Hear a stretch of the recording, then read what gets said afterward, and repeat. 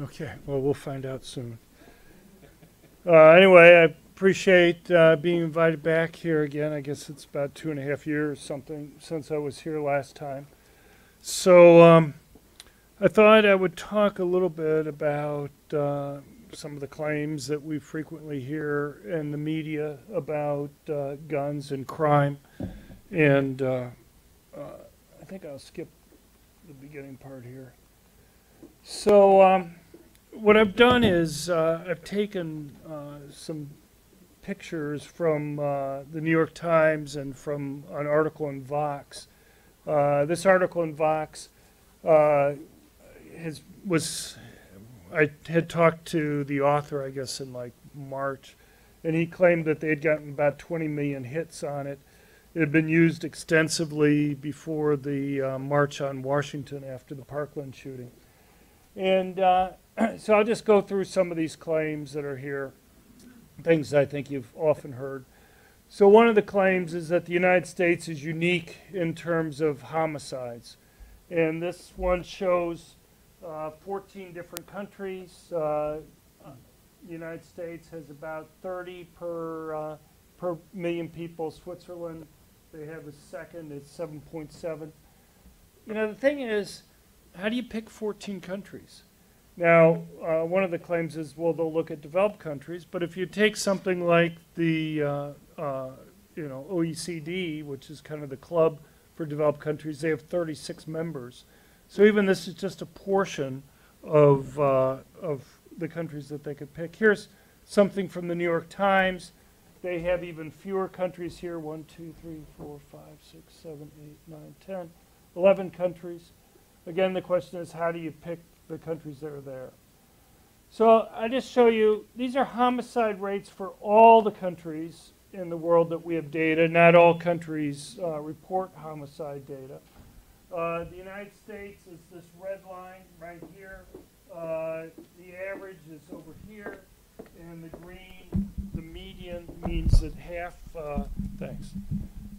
the countries have higher values and half have lower values. Now, I'm sure for people around Chicago, you're not going to be too shocked by this, but a lot of countries don't honestly report homicide data. You know, Chicago, I guess you probably know better than I do, but I lived here for a while. They replaced the medical examiner a few years ago because apparently she wasn't playing ball enough in terms of how to classify things.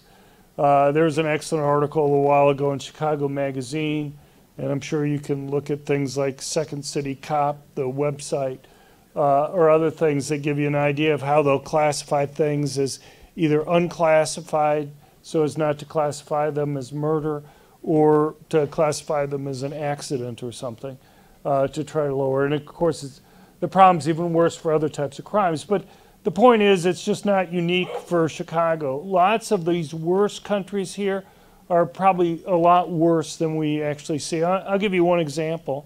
The country that's in the news a fair amount is Venezuela. It looks like the homicide rate there may be about 30% or so higher than what they actually report. You can read newspaper accounts where they'll go and they'll say relatives of somebody who's been murdered are threatened that they won't get the body released to them if they go and talk to the media about the fact that a loved one had been killed. Anyway, there are lots of countries where you have that type of problem. Now, one other thing I'll just mention, most people seem to think that homicides and murders are the same, and they're not. The big difference between homicides and murders are what we call justifiable homicides. And the United States has a relatively high rate of justifiable homicides. Is there an echo? Compared to most countries. Thing is, most countries don't report murders. They just report homicides. But if you were to adjust that, the United States would probably have about 20% lower rate than's actually shown here. We'd probably be down there someplace. Now I'll show you, this is the same type of graph, only this shows firearm homicide rates across countries rather than total homicides. And if you look at this, the United States is in green. Boy, we look a lot worse all of a sudden. The average is in red, and the median is down over here in kind of purple. So half the countries are above this. The United States looks much, much worse. Is it just that we have a gun problem here in the United States? And the answer is no. You may notice these lines look more spread out than they did before. And the reason is about 45% of the countries don't report firearm homicides. They just report total homicides. And the countries that tend to only report total homicides and not firearm homicides just happen to be the ones that tend to have relatively high homicide rates.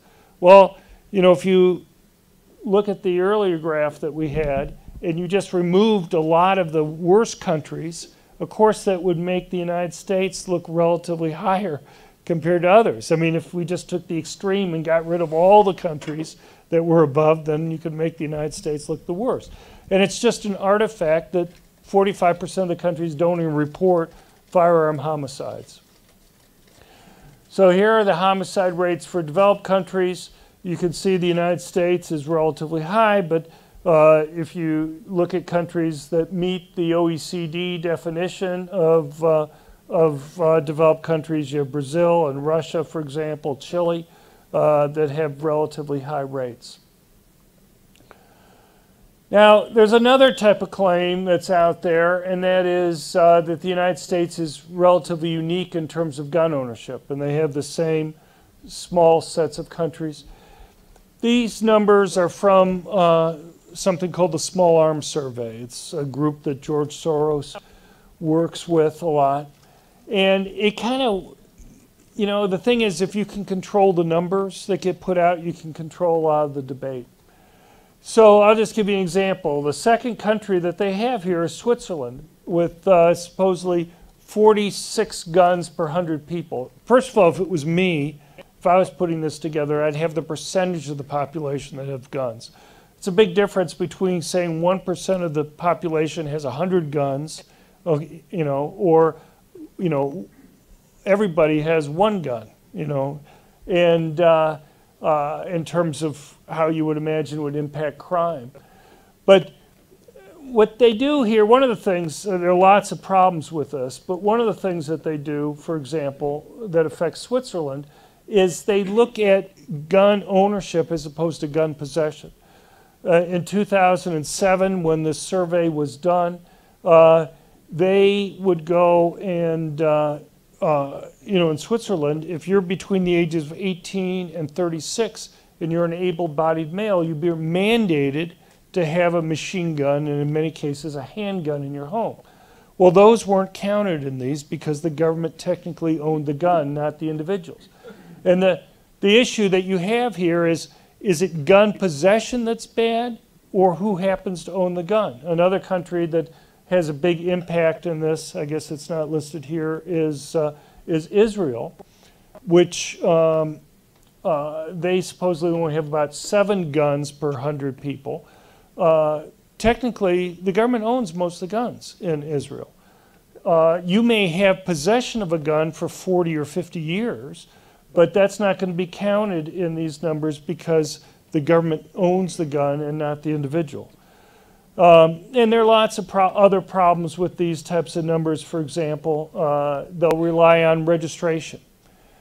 Canada, for example, before they started the long gun registration, if you look at surveys, about 8 million Canadians would tell pollsters that they owned a long gun.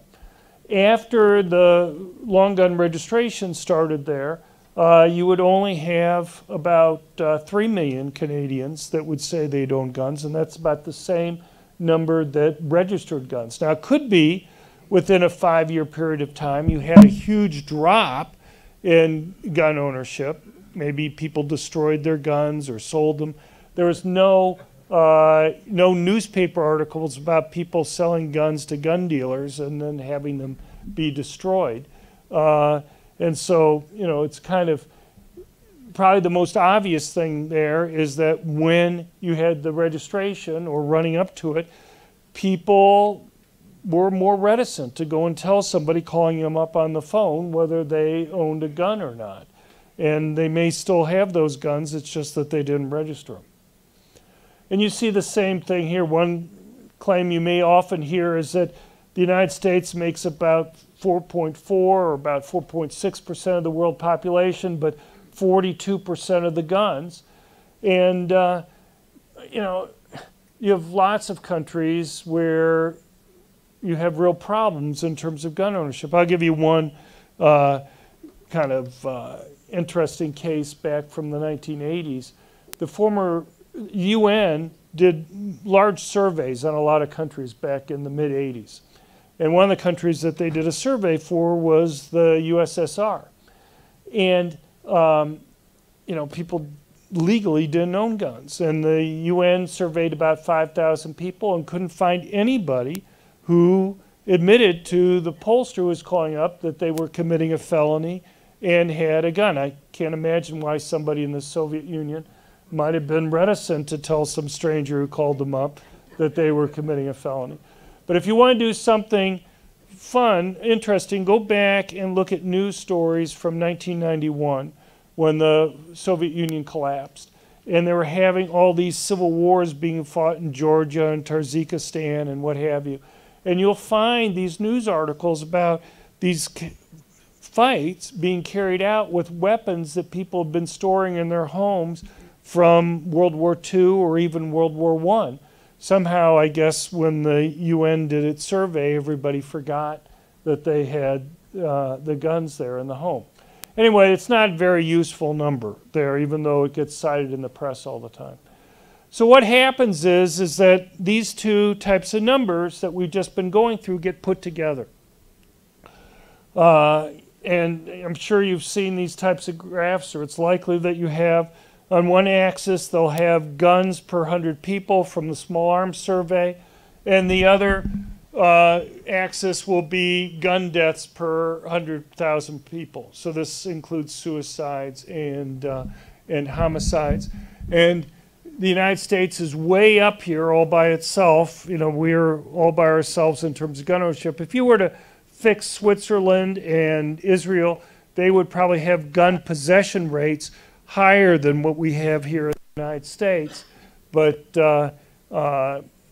I've already gone through the problem. So I'm going to go through and just kind of show you how sensitive these results are to a couple things. So this is just taking all the developed countries except for the three worst ones, Russia and Brazil. And, oh, by the way, I don't know if you saw this, but the guy who won the first round in the presidential election in Brazil, yeah. Anyway, right now legal gun ownership in Brazil is like 2% of the population. But they have, as I showed you a little while ago, a really high homicide rate. And so he wants to make it so that people can legally carry and own guns for self-defense, particularly for women there.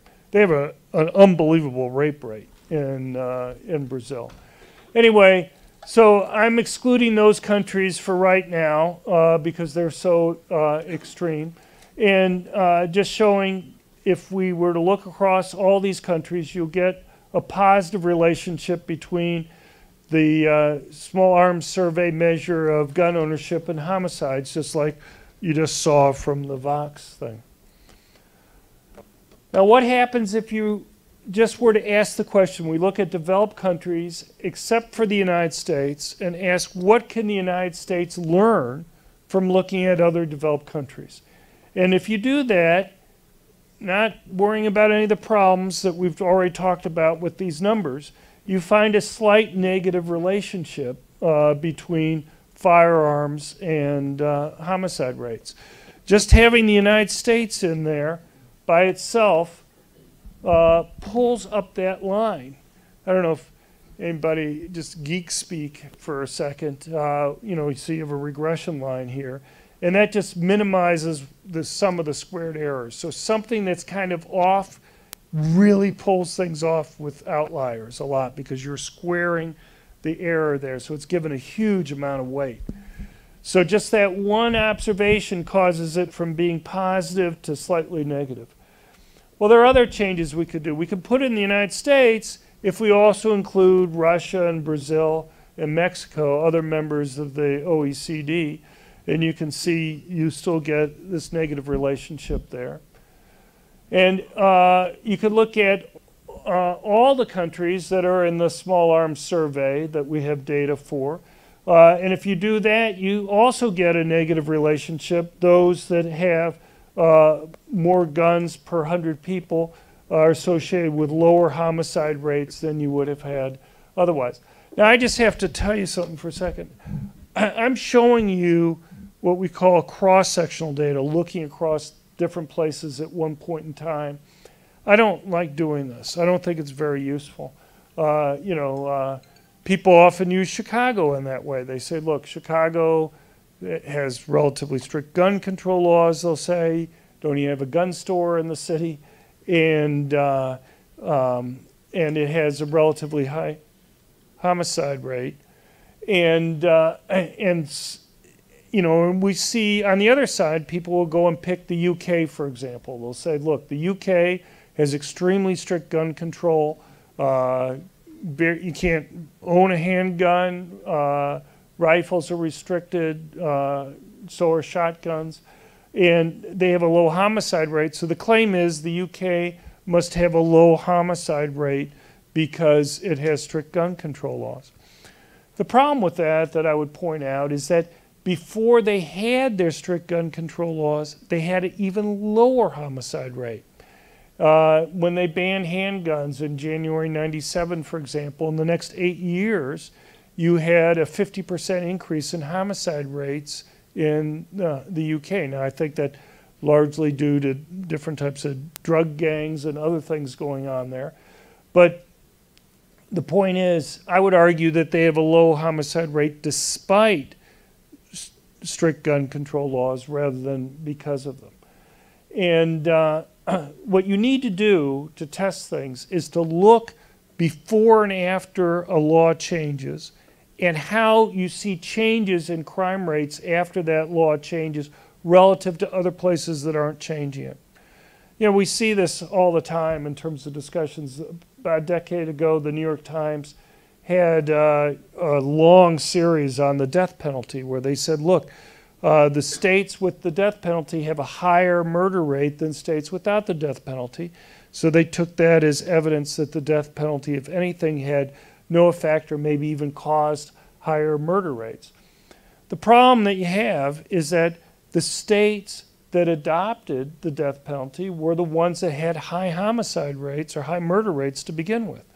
That they actually caused them to fall. They actually fell after they adopted it, but it was still higher than the low murder rate states that didn't adopt the death penalty. So if you merely looked across places rather than following places over time, you would get this misimpression there.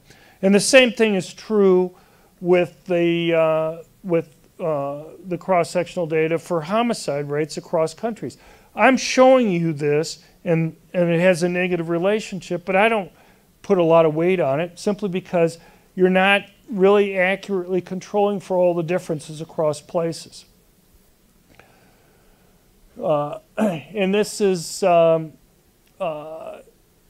firearm homicide rate looking across all countries. Again, whether you look at the total homicide rate or you're looking at the firearm homicide rate, you still get a negative relationship. Now, again, I don't put a lot of weight on these. I'm just going through this because this is often what you see in the newspapers. Now, one thing that the New York Times has reprinted twice within the last 10 months or so is this graph, and it's dealing with mass public shootings. And it says that's using this measure of gun ownership that we've been going through and mass shootings per 100 million people. And again, the United States is way out here. And so the claim is that countries that have higher gun ownership rates have higher rates of mass public shootings. I mean, it's probably one of the most common comments in the gun control debate. It's something I come across all the time. And, you know, when Obama was president, I can give you dozens of quotes where he'll make these types of statements. He'll say, I say this every time we've got one of these mass shootings. This just doesn't happen in other countries. The one thing we do know is that we have a pattern of mass shootings in this country that has no parallel anywhere else in the world. And as I say, I could go on. And people look at this and they kind of see these types of graphs that you see in the New York Times, and it has a real impact on people because they say, well, we shouldn't be up here all by ourselves, and it must be because we own so many guns, so we need to go and get rid of gun ownership. Now, when the White House during the Obama administration was asked about what evidence do they have for this claim, they pointed to a study by a criminologist named Adam Lankford, who looked at what he claimed was a complete list of all the mass public shootings in the world from 1966 to 2012. He claimed to be using the FBI definition of mass public shootings. And the claim was that 31% of all the mass public shooters in the world over that 47 years were in the United States. This study, I can't find another academic study that's gotten as much worldwide attention as the Lankford study got. We have one woman who works for the Crime Prevention Research Center who's from China, and she tells me that when she was in China, she heard a lot about this study. I mean, this is the type of thing that foreign countries that don't like the United States too much wanted. You know, this was like perfect news for them to go and say what a bad country the United States is, and it just got massive news coverage around the world. Got hundreds of news stories in the United States. Anyway, Lankford, when I'll just give you a little bit on this. When his study first started getting news attention back in 2015, I got a call from a couple of news media outlets, hardly that many. And like the Washington Post called me up and asked me what I thought about his study. And I said, well, I've asked him for it, but he hasn't given it to me. Can you show it to me? And the woman there said, no, she had been told not to go and give it out to other researchers. And she could only the media could see it. And I said, well, maybe that should be a warning sign for you. And I said it's a little bit hard to go and comment on. This is something that's gained massive news attention. And I said, well, do you have a list of his cases? And she said, no, she hasn't seen it. And so anyway, I expressed some skepticism. I said, look, I don't even know how to find cases in Africa in the 1960s where 4 people have been shot to death. Or in Central America or other places. I mean, you have places around the world, as I showed you earlier, where you may have homicide rates that are 20-fold higher than the United States. And we get spoiled by data in the United States. I mean, you go and look at the FBI crime report data, and you'll find not only murders and homicides, but you'll find serial murder data, you'll find mass shooting data where 4 or more people are killed in one place, not involving some other type of crime. You'll find it broken down by age of the victim, gender, all sorts of things. Most countries, almost all countries, don't report it as detailed as what we have here in the United States. And anyway, you got to go and do news searches to go and find this data for most other countries. And again, we're kind of spoiled in the United States. We know all the mass shooting cases in the United States. People have collected it. It's easy to go and look through computerized databases of news stories. We have any lawyers in here? Okay, a couple lawyers. Well, You have Nexus and Westlaw. These are computerized databases of news stories that you can go and easily search through. Well, a lot of the world doesn't have that, anything even remotely similar to it. Just to give you some idea, some of the media comments, I released my data that I'm going to show you in a minute, and when they did news stories on it, they called up Langford. And this is just the examples. Real Clear Politics, Carl Cannon, he wrote in his story, in phone calls and emails from Real Clear Politics, Langford was asked how he supplemented the NYPD report that he says he relied on and had pretty much all the cases over recent decades. He did not answer those queries, nor has responded to requests for his raw data, which is missing from his published paper, or to clear up basic questions. The Washington Post had something in September. Unlike Langford, Lott has released all his data in nearly 500 pages of appendices, so people can reach their own conclusions. Langford declined a request to release his research or to discuss in any way his findings in comparisons to the Lott report. Here's Gary Kleck, some of you may know, and a quote that he gave to Fox a couple of years ago. No qualified scholar would accept work by a researcher who would not or could not or would not even explain exactly how he measured his most important variable, mass shootings. So anyway, Langford claims that over this 47 years there were 202 mass public shooters. He doesn't tell you the number of shootings. My guess is you're probably talking about something less than 100 outside the United States, which I think people would say only there have been fewer than 100 mass public shootings outside the United States, that would not pass the smell test. I don't know, maybe.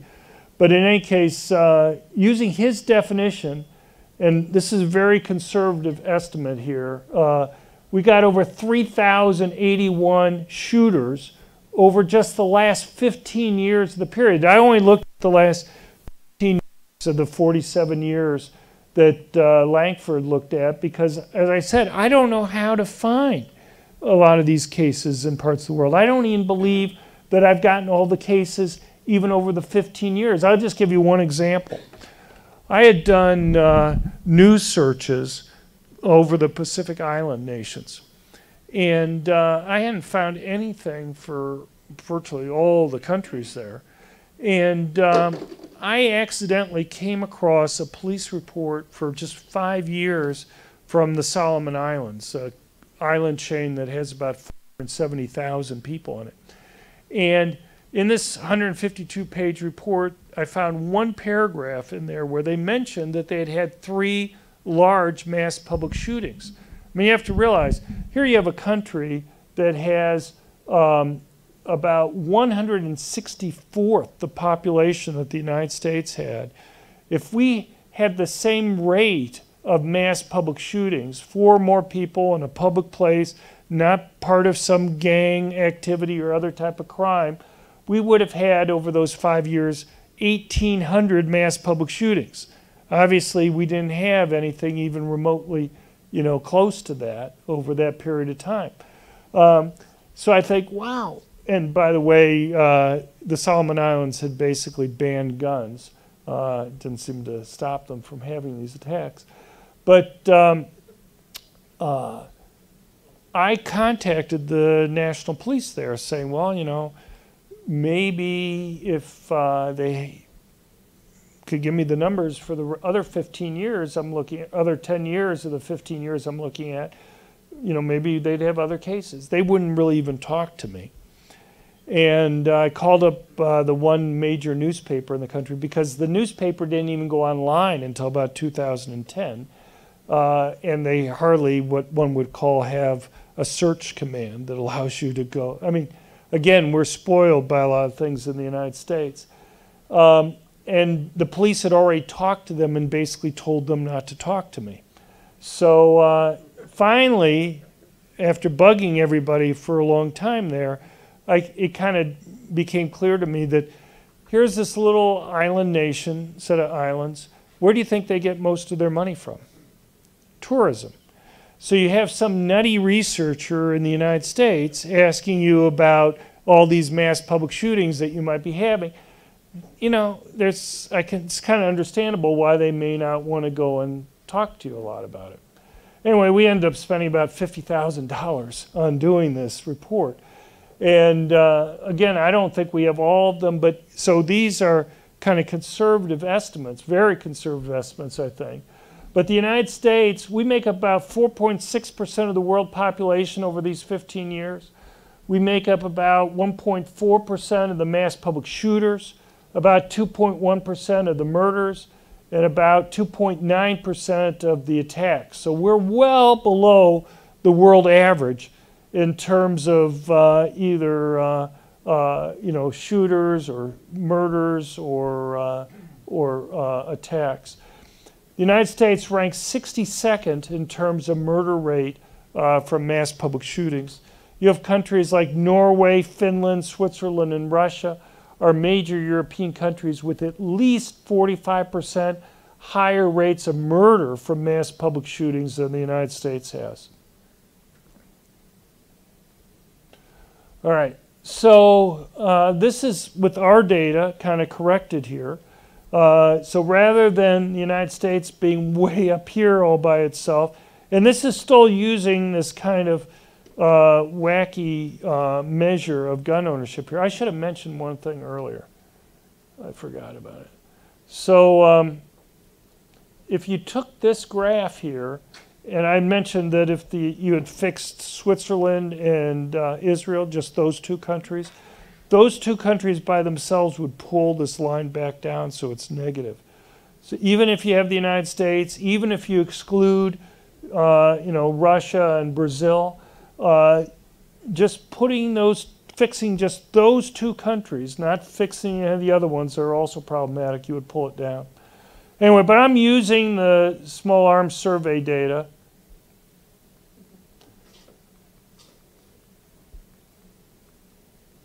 There we go. But you can see you actually get something of a negative relationship here if you fix this, even using the crazy measures that exist there of gun ownership across countries. And this, but this type of graph, that you've seen, they've actually published this twice in the New York Times, as I say, over like the last 9 months or so. The Langford stuff regularly still gets reported. I sent emails to about 200 US-based reporters who had reported on the Langford study to begin with. I got 3 emails back, and the 2 of them basically just said thanks, and one said that he no longer works for the publication. So he couldn't do anything. He sounded like he may have been willing to do it if they had done it. But, it just amazing me. Here you have a guy who refuses to let anybody look at his list of cases there and won't talk to the press about it. This has gotten massive world attention. As I say, it has had a huge impact on the gun control debate. All right. Here's another claim that people frequently hear if you read the New York Times or other major papers, and that the gun ownership rate in the United States, only 32% of households in the United States have a gun, and that this has fallen dramatically over the last 50 years or so. You go back to the early 1970s, the claim is about 50% of households owned a gun. Now it's down to 32%. This is from something here, the General Social Survey. It's out of Newark at the University of Chicago. Tom Smith is actually somebody that I knew there. And I actually have a quote from him in my book, The Bias Against Guns, where I had talked to him about this survey. And he was very proud of the fact that they were showing that gun ownership was falling, because he had told me that it would help politicians do the right thing if they didn't believe that that many people own guns.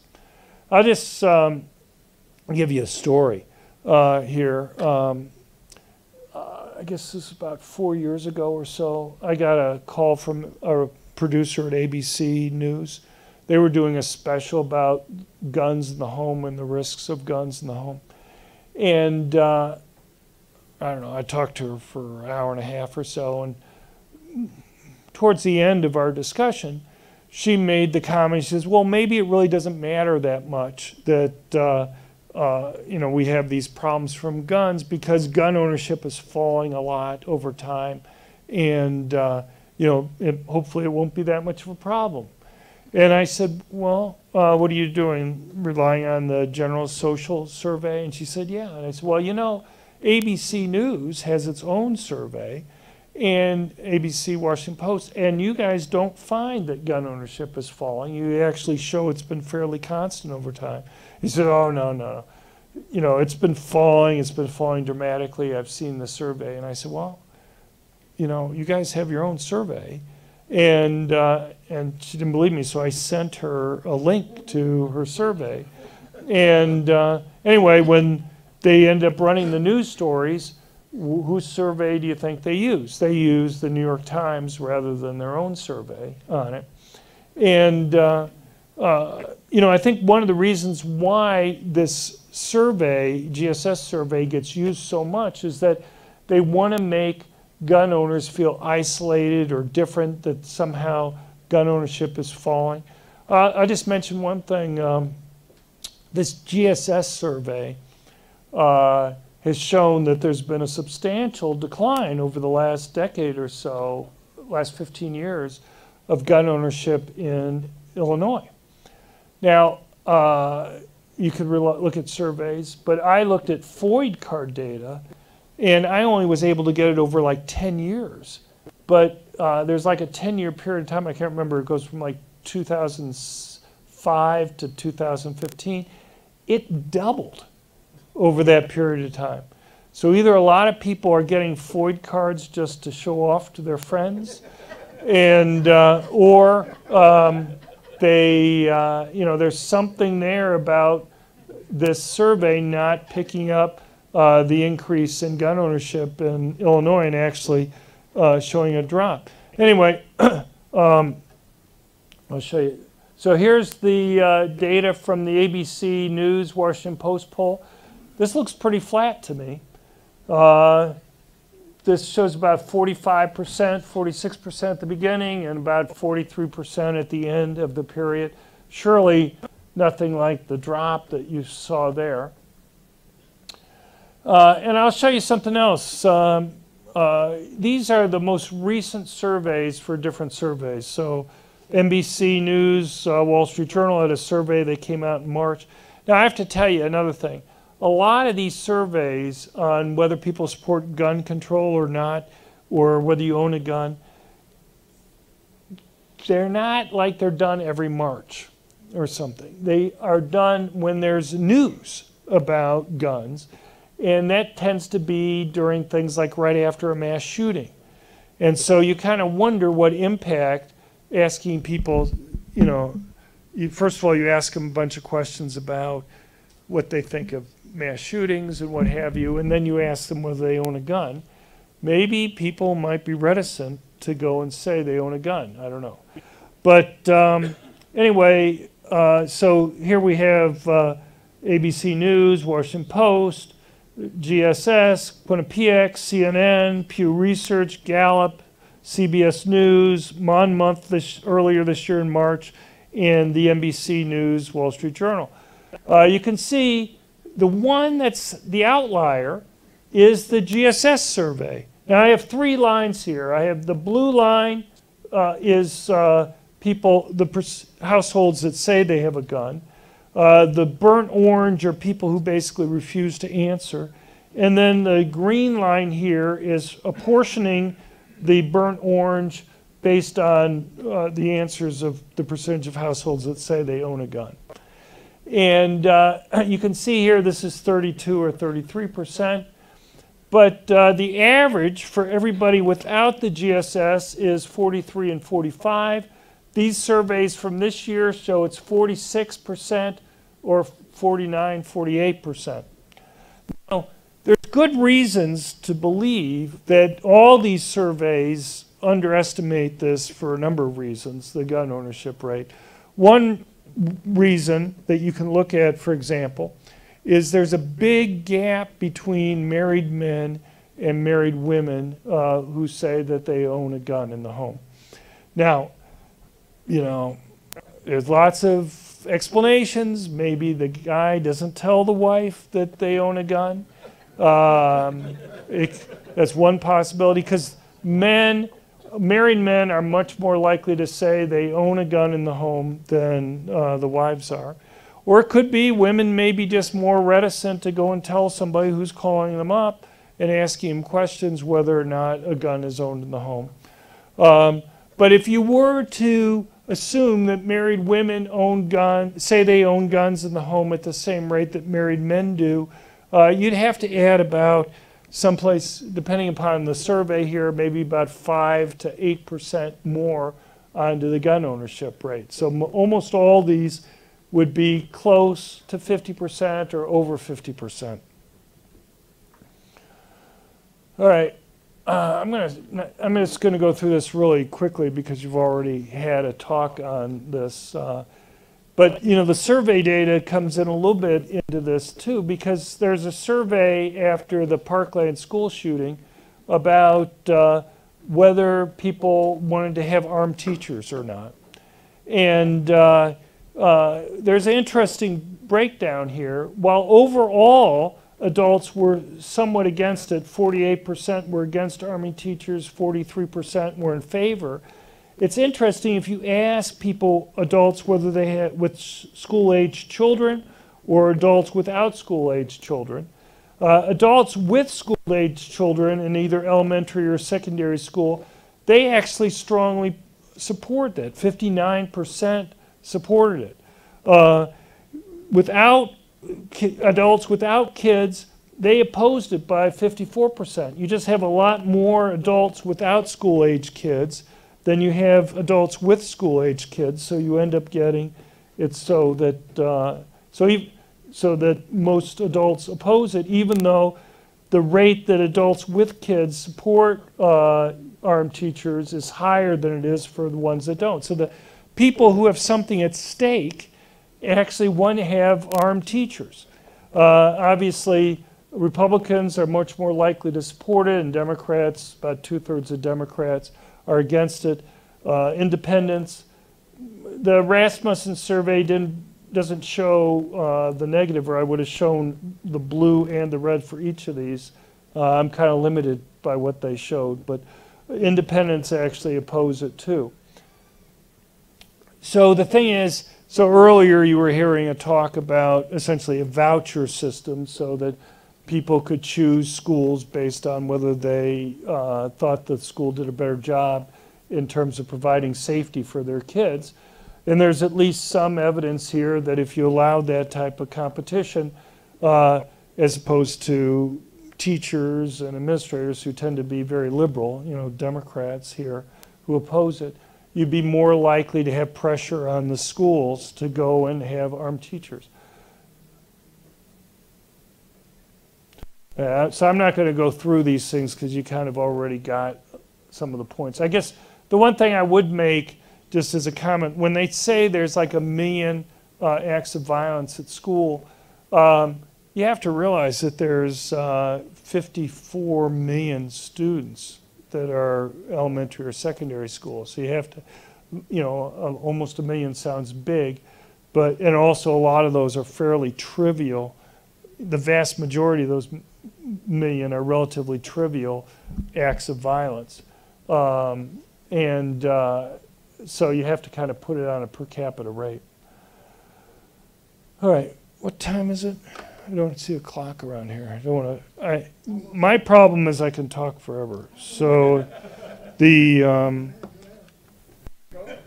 okay. Anyway, so I through one or two other kind of myths here that we hear a lot about.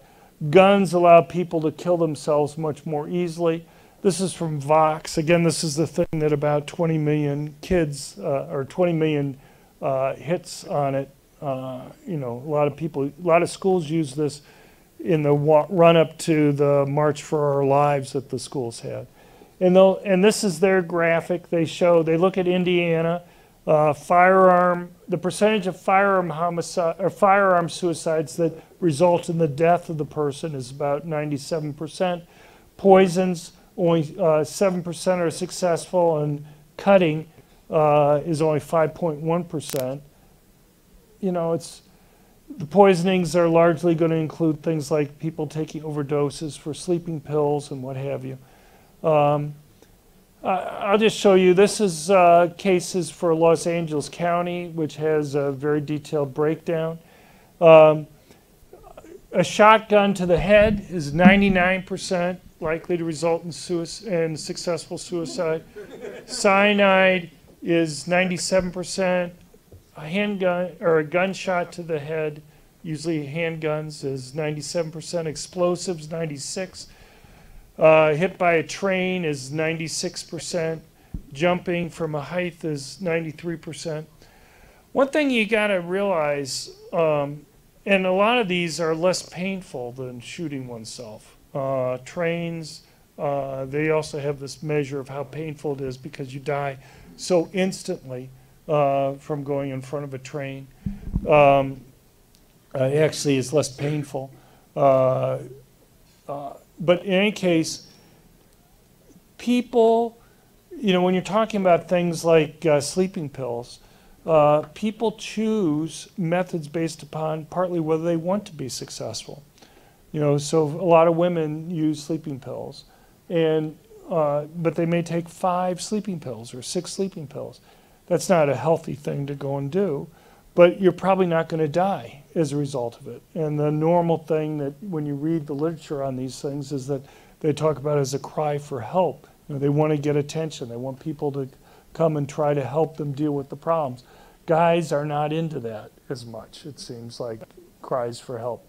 And so they're more likely to pick guns. You know, one of the things I'll just mention is often the public health people, they'll lump together suicides and homicides. And you have relatively high suicides in rural areas. You know, so you have a lot of, like, the western Rocky Mountain state have high suicide rates. And there's actually a pretty simple reason for that, and that is it's older people who are committing suicide.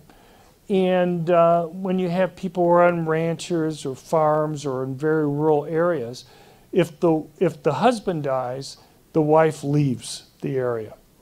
If the wife dies, the husband stays there.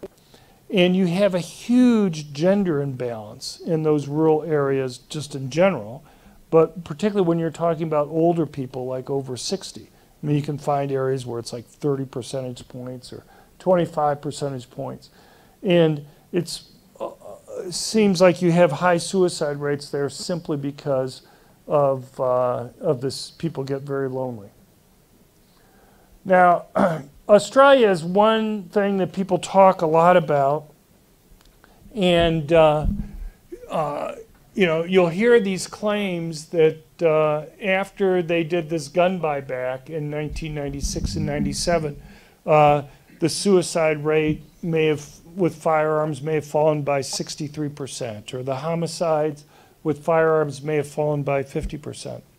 Here's the problem that you have with it, and that is, if you have a number that's falling over the whole period of time, what people do is they just take the before and after average.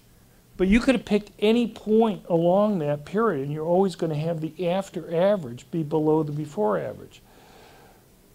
If I have a line that's, let's say, perfectly straight, and I have a law that changes, but it keeps on falling at exactly the same rate before and after that law changes, I look at that and I say, well, you know, the after average is below the before average, and you can claim that it had an impact, but I look at this line and it doesn't deviate at all.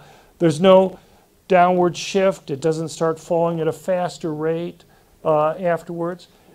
It's pretty hard for me to look at something like that and say that there's been a big impact from the law. And this is just Australian suicides.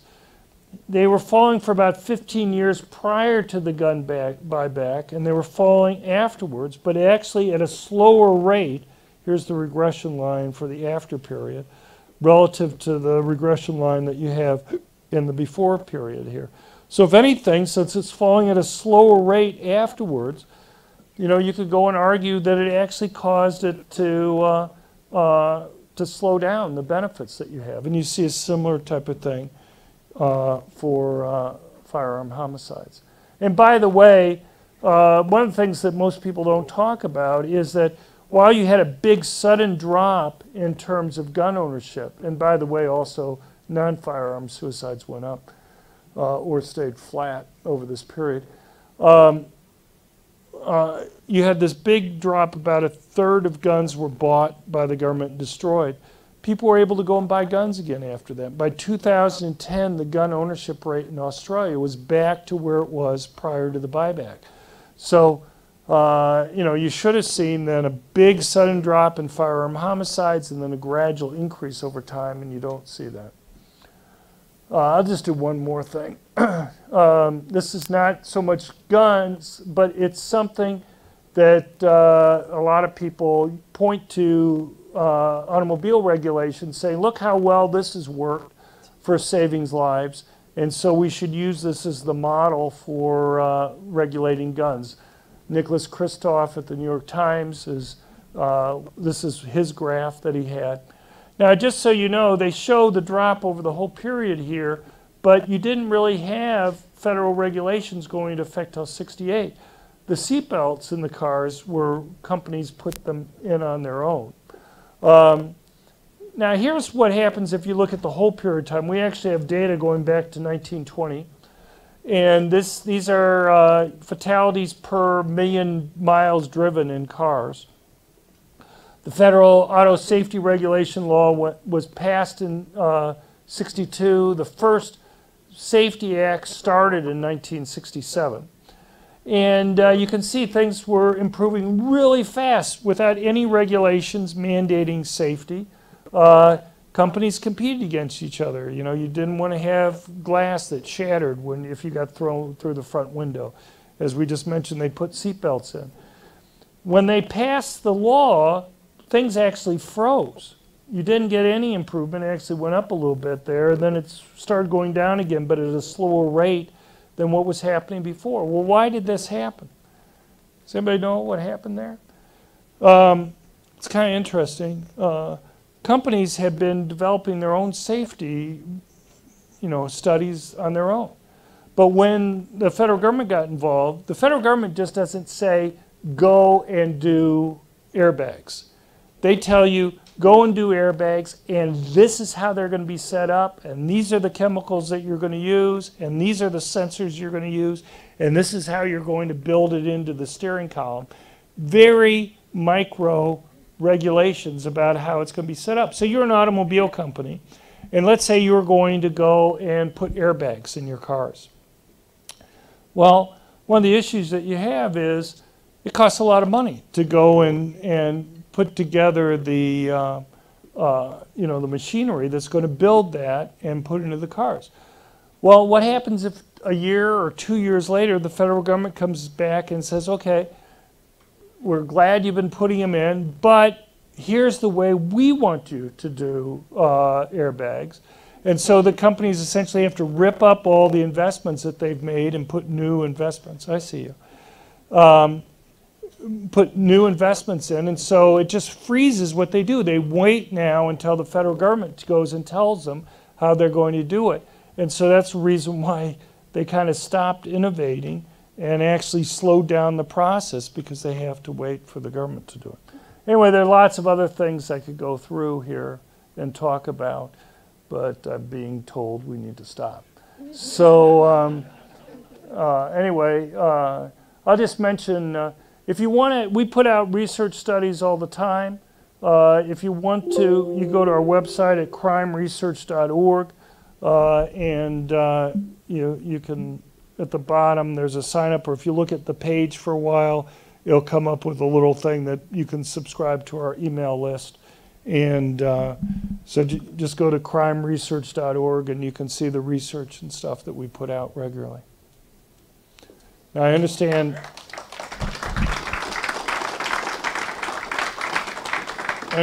that he's going to be deciding who gets to ask questions. So. Yeah, we'll try to switch back and forth on both sides of the room. We are filming, so we take a little bit of time to make sure the cameras are on you. So there's a couple other rules. Make sure you raise your hand if you want to ask a question, and I'll take time coming around and making sure everybody gets a question here. If you're online, actually, too, if you want to ask a question, feel free to put down a question, and it's being monitored in the back. So we'll get your question from online as well. We're going to start right over here with Charlie. But yeah, feel free to ask questions. We'll welcome all the questions you have. I know John's got a lot more information here that we didn't have time for tonight, but I want to make sure you guys can ask questions as well. Thank you, Dr. Lott. I read an article some time ago, you probably really up on this, that if you were to take the 4 major cities in the United States out of the equation in terms of gun, crime rates here, that it would change overall for the United States. Not true? Well, I mean, it would have some impact, but look, as I remember this is one of these memes that go around the internet. They basically say if you take out the 4 worst cities, Chicago being one of them, I guess, in terms of homicides, it would take the United States from being the highest in the world, at least this is the one I've seen, which I've already told you is not true. We're below the mean and the median already. And it would make us one of the lowest. So, you can go and look up the numbers yourself. I mean, you go and cut out, let me put it to you this way. If you cut out the 2% worst counties in the United States, so these are bigger than cities, they account for about 50% of the murders. But we have 3,140 counties. So that's about 60 counties. You count out the 60 worst counties, you can get to half of it. But you count out the 4 worst cities, or even the 10 worst cities. 4 worst, I think it's like less than 10%. I think it's like maybe 8% or something. I mean, some effect, but you're only going to change it just a couple slots there. It's not going to, we're not the worst by any means right now. Well, I just had a quick question. You talk about London and England, and when they banned the guns, that was at the end, well, it was part of a great big increase in crime. Everybody we know over there has been burglarized, and that was long before they really cracked down on the guns. Now everybody's getting stabbed. I mean, is it some kind of idea of the government abandoning the citizens or something? Well, the UK has a violent crime rate that's about twice the violent crime rate in the United States, and they've had that for a long time.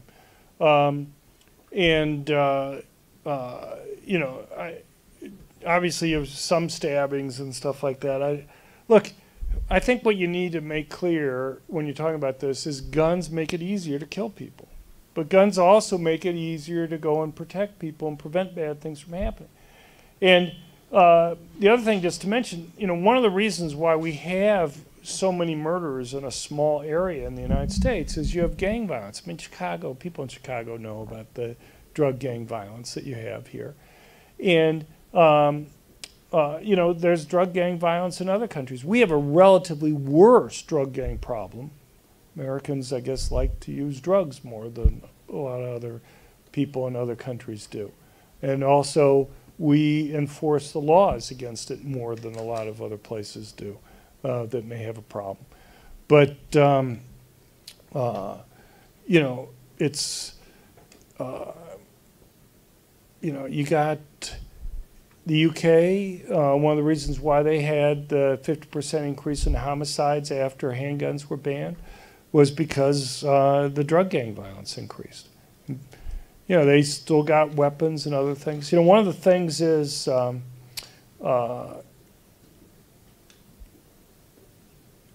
look how much effort the U.S. government spends on trying to keep people from getting illegal drugs. If I could click my fingers right now and cause all illegal drugs to disappear from the United States and all guns, how long do you think it would be before illegal drugs started coming back into the United States? If you're in El Paso, maybe 20 minutes, something like that. But the thing is, when they go and they bring in the illegal drugs, they're going to bring in the weapons that they need to protect it. It's not like a drug gang can go to the police and say, look, this other gang stole our drugs. Can you help us get them back? Okay? They essentially have to set up their own military to protect that very valuable property that they have. And if you think that it's somehow a lot more difficult for them to go and bring in weapons to protect that valuable property than it was to bring in the drugs, I think you're dreaming. I testified before the Mexican Senate and House about a year and a half ago, their constitution committees, because there was some discussion for a little while there about relaxing their gun control laws. Mexico has one gun store in the country since 1973. It's in Mexico City. It's run by the military. Guns are really expensive. It takes forever to go and buy a gun there. But yet they have a huge homicide rate. Also, the only guns you can buy, the highest caliber gun that you can buy legally in Mexico since 1973 is 22 caliber. Now, you don't see a lot of gang fights in Mexico using 22 caliber guns. The thing is, just as they're able to go and bring in drugs from the rest of the world to transit into the United States, they bring in weapons. They also steal a lot of weapons from the Mexican military and other places. And so, you know, it's just a perfect example of the fact that they don't even have guns to go and steal from other people. They go and bring them in with the drugs there, and you have the same types of problems. Make sure you got your hands raised for questions, so we'll go over here next. But real quick, while we're waiting to get to Victor there for a question, John, I don't know if you've done any research on this, but I'd heard from a group in Chicago that talked about the gun violence there with the gangs. Right. And they actually claimed that the kingpin laws that would send drug dealers to prison for life for the third offense actually caused some of the things because now there's more turf wars in Chicago. I don't know if you've done any research on that at all or not. What, because you get rid of the important guys in the thing and then there's competition to replace them? Yeah. Well, I mean, they can go and get kids. You know, one of the things that you have, these gangs, if you treat people under 15 differently than you do adults, then they go and recruit kids to go and do things. Or if there's no longer, you know, if you don't have a death penalty, of course this doesn't apply to Illinois because you don't have it at all, but if you only have the death penalty for adults and not for 17-year-olds, you know, then they may go and do, you know, 17-year-olds will do the killings rather than 18-year-olds. But yeah, I mean, I haven't really heard of that too much. But I mean, surely if you go and you create chaos, you know, then you're going to have fights over determining who's going to be running things. But I'm not sure why the 3 strikes type laws would necessarily go and target those people as opposed to other people commit violence. Okay, over here. Hi, thank you. The book that I just purchased today, The War on Guns, Arming Yourself Against Gun Control Lies, right?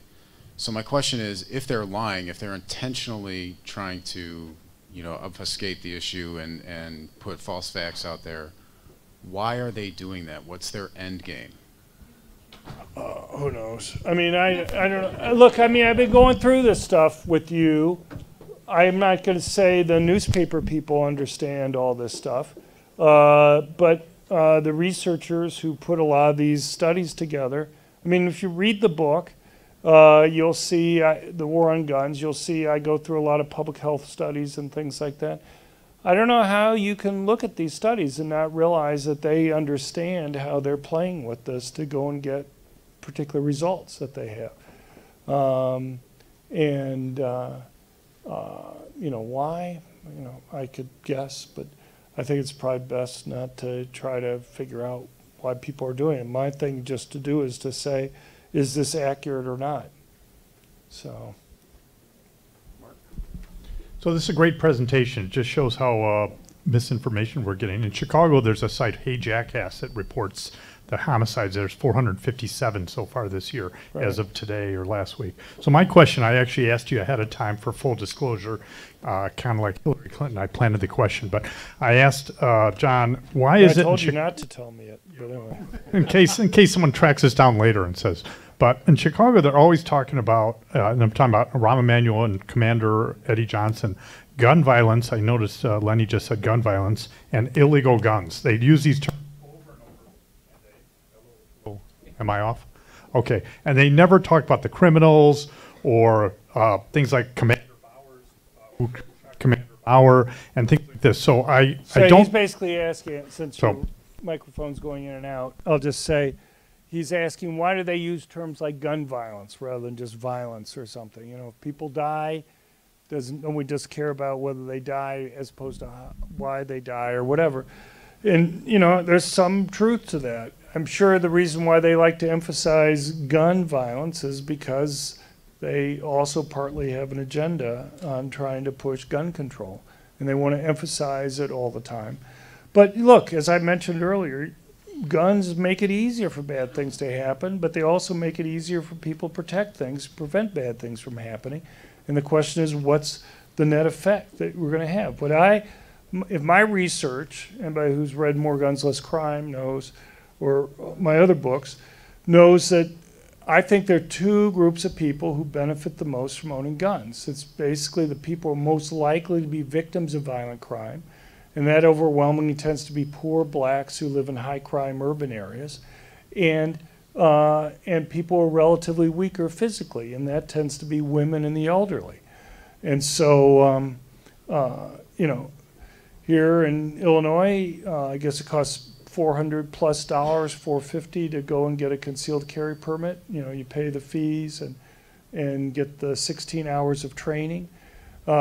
You know, you go and look at Chicago. There's no training facilities in the city, and you can't take the gun with you on public transportation. So if you're a poor person, it's kind of like they went through and checked the boxes to make it hard for poor people to get it. Not only do you have the fees that are there, let's say $450 plus, but then you have to go, and you don't own a car, you have to borrow a car. You're going to have to do it for at least a couple days to be able to go and travel.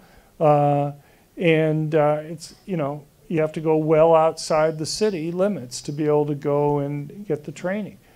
And it's kind of like they made everything they could difficult to particularly make it so that poor people, the very people that would benefit the most from having it, aren't going to be able to go and have guns for protection. All right, real quick, I know Phil's got a question, but first I have a question from Rafal, who's watching on YouTube. What is a good answer for the common criticism of guns in the home are more likely to cause harm and injury than those used in self-defense? Well, he hasn't read any of my books. But I'll just say, look, I mean, here's the bottom line. There's a series of studies that have been done by a guy named Arthur Killerman and his co-authors. And what they'll do is they'll look at a city or a set of cities over the course of a year, and they'll go and they'll find people who died in or near a residence, ask the relatives of the deceased whether they owned a gun, and then they just assume that if somebody died from a gunshot and a gun was owned in the residence, that it was that gun that was involved in the killings. When people have gone back and looked at this, what they find is that even when you're including suicides, about 84% or so, or 86%, I guess, of the deaths were actually due to weapons being brought in from the outside the home rather than the gun that was in the home there that caused the death. Now, there's a bigger problem. And if you fix that data error, I guess you could call it a data error, it reverses the claim there. But there's a bigger kind of theoretical problem that's here. And that is, so they look at people who died in or near a residence, ask the relatives of the deceased whether they owned a gun, and then they have a control group of people who are the same age, sex, and race who live within a mile of the deceased and ask them whether they own a gun. And then they run a regression on it, and they say whether you own a gun is more likely to be associated with whether you die. And the problem is, and when I debated Kellerman, I said, well, let's apply your methodology to studying the efficacy of hospitals. So what we're going to do is we'll look at Chicago, let's say over the course of the year. We'll go and find people who died, ask their relatives whether the person had gone to the hospital, and then we'll have a control group of people who are the same age, sex, and race who live within a mile of the deceased, and ask them whether they've been to the hospital. And my guess is if you were to run a regression on that, you'd find that people who went to the hospital were more likely to die than people who didn't go to the hospital. Now, I don't know, maybe then we should go out and try to ban hospitals, but presumably most people would realize that there's a problem with that, and that is there's a reason why somebody went to the hospital and the reason why the other guy didn't go to the hospital. The reason guys went to the hospital was because they were sick, okay? And maybe they'd have an even higher chance of dying if they hadn't gone to the hospital. Whereas the people who didn't go to the hospital didn't go there because they were healthy. So the question isn't whether sick people are more likely to die than healthy people, right? What you want to do is find two people who are equally sick, one person who goes to the hospital and the other who doesn't, and find whether there's a difference in death rates there. And I think we'd all pretty much agree what we'd expect to find. The same thing is true with guns. You know, some of these people who may have died who own guns may have been gang members. Maybe some people, even though they live within a mile of somebody else, there's something else different about their place that caused their place to be broken into multiple times. So they were at higher risk. And so just like the example I was just talking about with the hospital care, if they didn't own a gun, maybe they would have been even more likely to die. But there are all sorts of problems. Not only do you have this thing about just assuming that if a gun was in the home and somebody died, that it was that gun that was used in the death, you have other types of comparison issues that you have there. I can't remember what I was going to say, but those are just some of the problems that you have there. And Rafal, you need to make sure you guys some of John Lott's books and read them.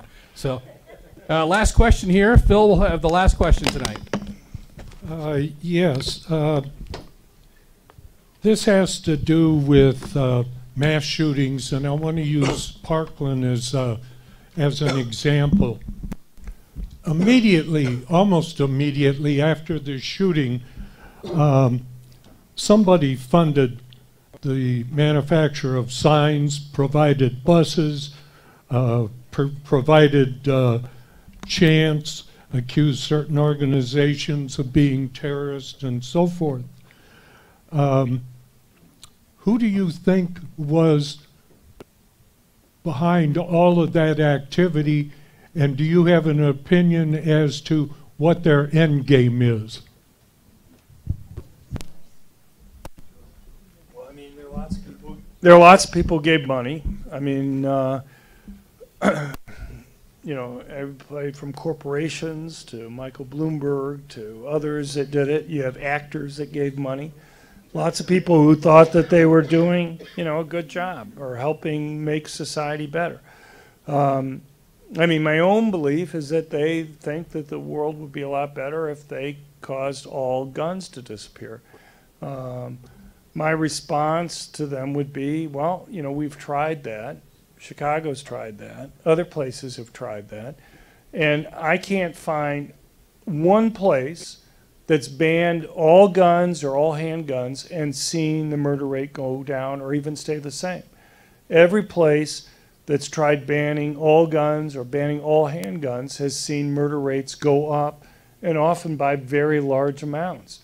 And there's a simple reason for that, and that is when you do something like ban guns, or this applies to regulations generally, it's the most law-abiding good citizens who obey the rules, not the criminals.